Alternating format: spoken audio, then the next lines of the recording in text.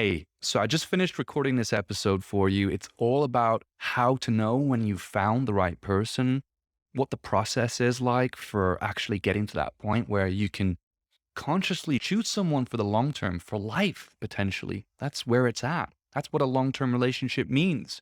My throat's a little bit off, so I'm sorry if I sound a bit weird or if I'm all bunged up. I hope that it's going to improve soon. But yeah, I greatly appreciate you coming here to listen to this. Just before we start the episode, I wanted to let you know that it's sponsored by Damn Gina, which is our marketing agency, digital marketing. We help clients grow online. And actually, we launched a podcast management and marketing service, which will help people like yourself. If you're interested in starting, or if you already have a podcast like this one, then you might want to check that out, because what we do is we help you break through the learning curve so that you know exactly how to create, to publish, to edit your episodes, and also create your marketing materials too. We do all of that for our clients.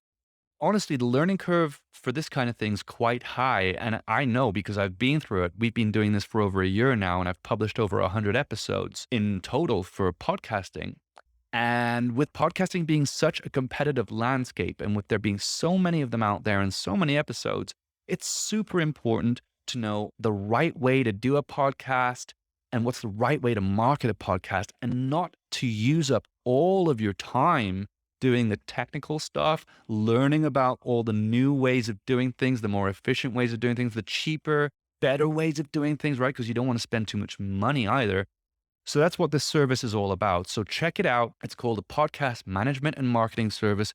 You can find it over at damngina.marketing. That's DAMNGINA.marketing. And once you do that, just head over to the podcast management and marketing service. You'll see it right there and sign up. It's a monthly thing. There's no contractual obligation. You can cancel whenever you want. It's all about how many episodes you want to launch a month. It's super easy, and it's super competitively priced too. You're not going to find a similar service like this out there. Really, we've done everything we can to get it to be as cost effective for you as possible. We just want you to launch your podcast the right way, market it the right way, and have as much success as we're having. So let's get right into the episode, and I hope to see you on the next one. Mm. So here I am, sat in the office on a Sunday, trying to catch up on all the things that I've got to do, all the businesses that I'm running, all the different projects that I'm involved with. And I'm here recording content for the week ahead. And I've got a list of topics that I can talk about. And one of the major ones that I want to mention is all about knowing when you found your person, and having the courage to really assess that. Because even if you find someone who's really appropriate for you, who matches checks all the boxes, matches all the criteria that you might have, right?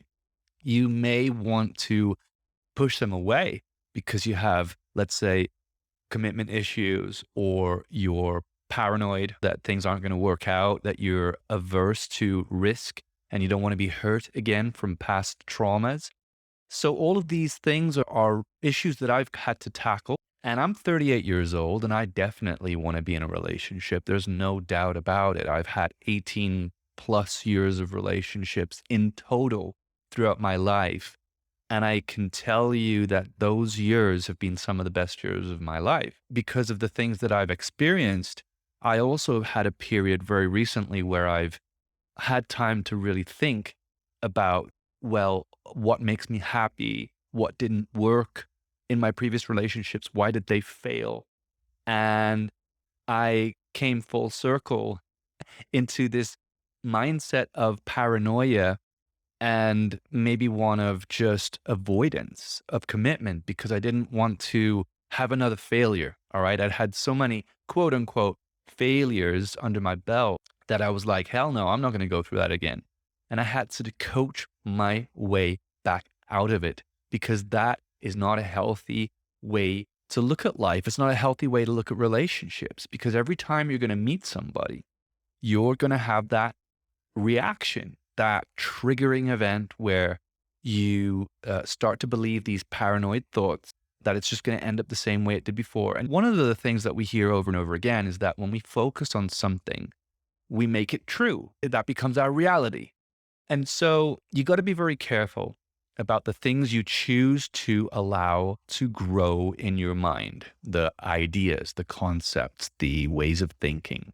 And I wanted to explain to you how it feels to find someone that you're going to benefit from having in your life, what that feels like, and how to move ahead in that direction towards living a life which is interdependent, not codependent. Codependency is a very normal way of having a relationship with someone, but it's not healthy because codependency basically means you rely on each other for things like happiness. Whereas interdependency is where you can include each other in your life, but you're not relying on each other for things like happiness. So, hope that makes sense. So, how do you move in the direction of interdependency with this person that you've met who seems to check all the boxes, makes you happy? You can talk to them, you can laugh with them, you can feel a sense of trust with them. And it's not easy. I'm not going to be able to give you like a playbook here, but what I can do is I can share with you some of my experiences, and hopefully that will help you in your own life and in your own relationships. Now, for me, I used to jump into things very quickly. So I would find somebody that I like, somebody that seemed to check criteria. The thing is, I wasn't very clear about what I wanted or what was good for me. And the problem with that is, if you're not clear about what you want, not just in relationships, but in life in general, things are going to show up that check some boxes, but don't check all the boxes because you haven't figured out what those other boxes are. And so you're going to start to buy into things like relationships or ideas or friends or careers. And then you're going to realize maybe a week, a month, a year later, that it just wasn't the right match because it was missing something, right? So, first step really that I have taken to put myself in a position where I'm very confident that I know what I want and what's good for me is to just get clear on those things, is to think about them. And I did a reel about this just recently. I did a reel about this a few days ago. Get clarity, right? Get clarity. It doesn't take long. Any exercise that you haven't done before is uncomfortable because you're diving into the unknown. You've not got the muscles developed yet to actually fulfill that task easily. So you have to be creative and you have to solve problems and challenges and really exert yourself mentally and emotionally. Doing that is really important, and breaking through that discomfort barrier of really thinking about things that you've never thought about before is essential. But once you can do that, then it doesn't take long to figure it out. For example, getting clear on your goals in life, that could take a day, just a day to get clear. Because all you need to do is think about, what do you want? What makes you happy? What makes you feel fulfilled? What is it that has impassioned you? Where do you think you can give the most value? And then you can go on that kind of course to writing it out, getting it in your mind, clarifying it, and journaling helps with this and all that kind of stuff. But that's the same process you would do for finding out what kind of person are you looking for. And there are topics of discussion around manifesting the perfect partner. I personally don't want to go that deep with things because I don't believe that I don't believe there's like a person who should check all these boxes, all these criterias, because we don't know what's best for us sometimes. We can only clarify to a certain degree. And after that, things become prevalent. Things show up that we didn't know about. We learn, we adapt, we evolve. In fact, a lot of the challenges that we go through in life with the people that we meet are, from one perspective, exactly what we need to become the best versions of ourselves, because we can't do that if we're not being challenged to grow. Just to give you an example of what that really means is that you shouldn't feel 100% comfortable with your partner. I know this goes against maybe in one perspective, things that I've said earlier in this conversation, or this monologue rather. Honestly, your partner should be challenging you in ways that are beneficial, right? Not drama, negative, like energy ways, right? You don't want to argue with your partner. You don't want to be fighting with your partner, but challenge in the sense that they're bringing something into your life that you didn't consider, a different point of view, a different philosophy. They're bringing in opportunities for you to have greater patience, have greater empathy, have greater self love, all of those kinds of things. So that's what I mean. And therefore, when you're trying to figure out exactly what kind of person would be good for you shouldn't really go into too much detail. Like they need to have a chiseled jaw or something like that. I joked about this with someone on the podcast, big feet. Don't go into it to that degree, but definitely try to figure out, what do you stand for? Do you want someone who is never going to lie to you? That would be a good thing for anybody. Nobody wants to be lied to. So I had to get clear on those things. You can too. You just have to spend some time doing it. And once I did that, then actually I was seeing more and more the people that matched that criteria. So that was the big shift from meeting people that weren't the right match to actually starting to become attracted to people that were the right match, because now I'd reconfigured my brain to notice the people that were good for me. And I had accepted that those were the kinds of people that were good for me. Now, here's the thing. Before, I wasn't actually attracted to these people. I was attracted to the ones that were going to bring me short-term pleasure. And it's not just sex. It's things like fun, going out and just having a good time, maybe in a bar or in a cinema or a restaurant, or just basically allowing me to live a life that doesn't align with my greater self. Something that is focused more on the immediate pleasure and not the long-term future growth of myself and my partner. So that's not helpful for anyone who wants to have a long-term relationship, because a long-term relationship requires that you look into the future and start planning. Otherwise, where are you going to go? So I wasn't attracted to those people because I was looking for someone that could allow me to maintain that lifestyle of just neglecting my responsibilities. And that's one of the reasons why I love talking about responsibilities, because I have gone through hell and back to become aware of how important it is to take responsibility for your life. So you'll notice maybe a shift in your attraction to the people you meet. You're going to start getting less attracted to those people that you were looking for or bringing into your life before. And you're going to start to get more attracted to the people that you're now consciously looking for.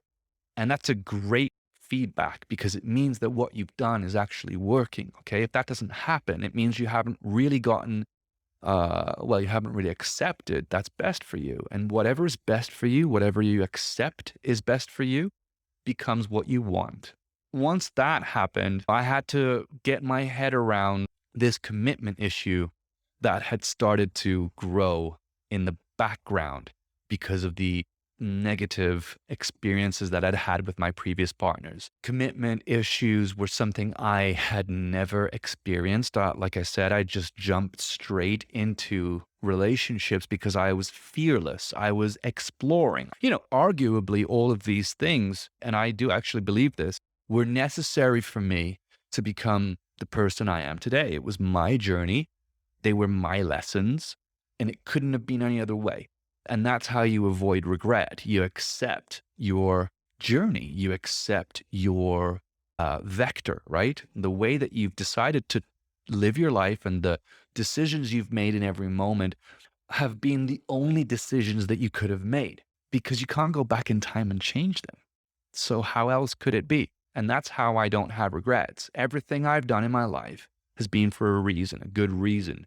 And I've learned because of those things. And you'll have to keep experiencing the same lesson over and over again until you're ready to move on to the next level of your growth, right? So some people live eternally in a certain life situation because they're not willing to, or they're not ready to move to that next level of growth. And that's their journey. You can't really take that away from them. There's nothing you can do. You can try to give them advice. You can try to help them see things from a different perspective.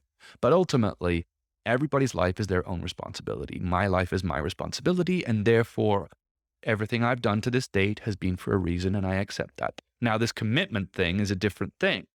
What I'm saying is, I'm ready to move on. I don't want to experience that again. I don't want to experience the trauma, the lies, the betrayal, the fights, the feelings of self-loath. I don't even know if that's the right word, but basically, all of that is something I do not want to repeat. So when I initially started to meet people after understanding who my next partner should be, I got scared and I started to push them away. I started to get these feelings of anxiety, like maybe I should be looking for someone who matches the previous type of woman that I was interested in. I didn't do that. I decided not to go and look for those women because they weren't attractive to me anymore. And that was great because I could then go back and reassess what are the thoughts that are going through my head? Why am I feeling this paranoia? Is it serving me? Is it real? Is that person really going to hurt me? I don't know. But from my instinct, from the work that I've done, and from what I can see, it doesn't look like they're going to hurt me. They don't seem to have those same character traits as the people that I've been with before. And so it just seems to take me in a different direction, and I should be open to that. That's what change means. Change is the unknown, but you can make decisions based on data. You can make decisions based on good instincts and homework. If you do your homework, you'll feel a lot more confident about the decisions that you're making. So that was like how I got around the whole commitment issue. I put my foot into the relationship and not rush things.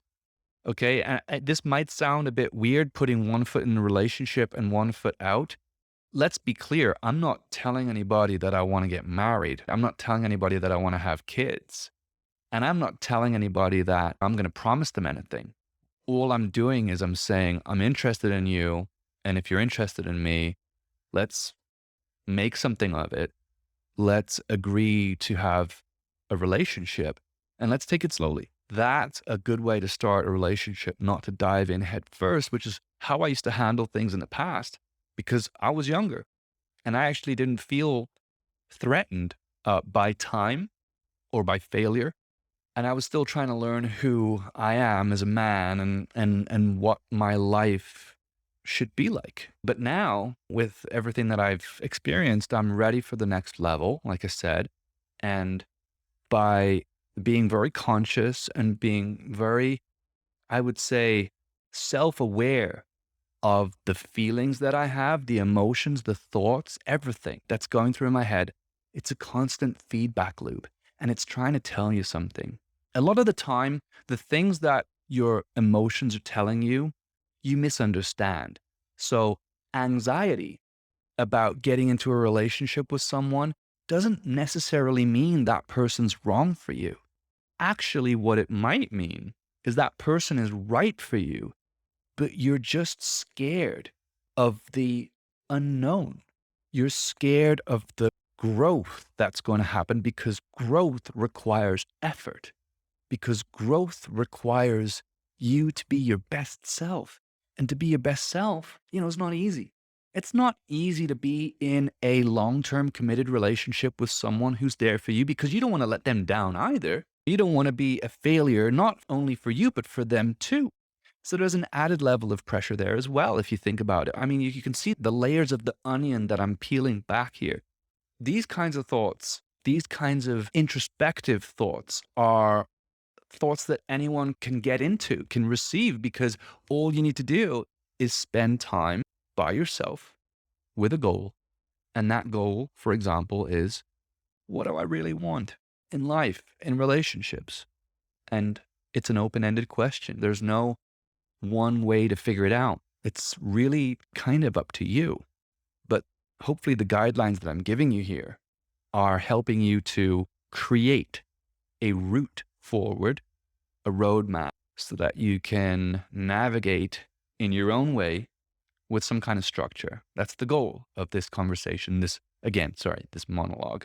You have to recognize that being in a relationship with someone who is there to support you and to lift you up and to be there at your worst and still stay with you, you have to recognize consciously that that's so much more valuable than being alone and being single and being free to do whatever you want whenever you want. You have to recognize that there's a trade-off that needs to be made somewhere with your own personal freedom, where too much of that can actually be a bad thing.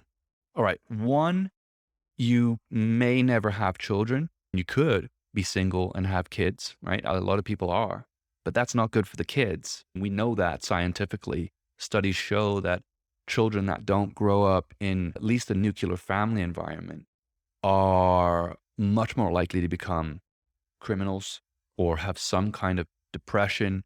Suicide rates go up.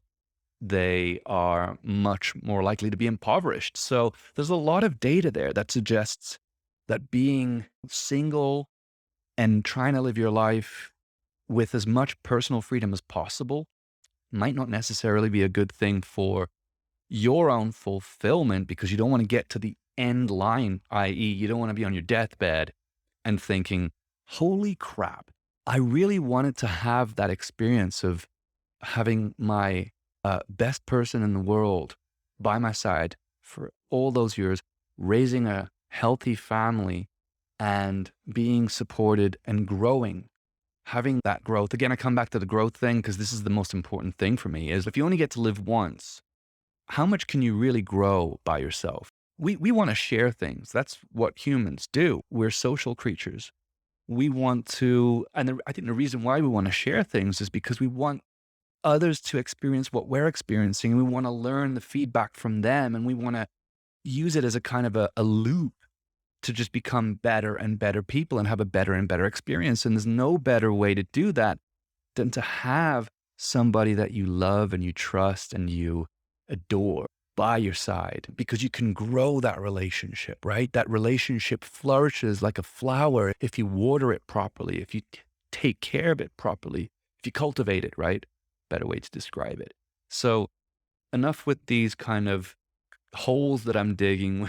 I think I've said basically everything that I wanted to. If you have any questions about relationships and diving into them and all of the, I guess, the paranoias or the traumas that you've experienced, and if you relate to anything in this video and you need more insight, or you just want to vent, let me know, and I'll definitely set some time aside for you. I greatly appreciate you listening to this, that you've got this far. I hope it really helped you. I hope it serves you. It's very important to think about and study. And I wish you the best with your relationships. Tune in for the next one. I'm going to share something else with you. Hopefully that will change your life too. Take care. Hey, thanks for tuning in. Make sure you subscribe today and you won't miss the next episode. We cover topics like recovering from infidelity, online dating, managing chronic anxiety, and so much more. We're on all the popular platforms, so take your pick, and we'll see you soon.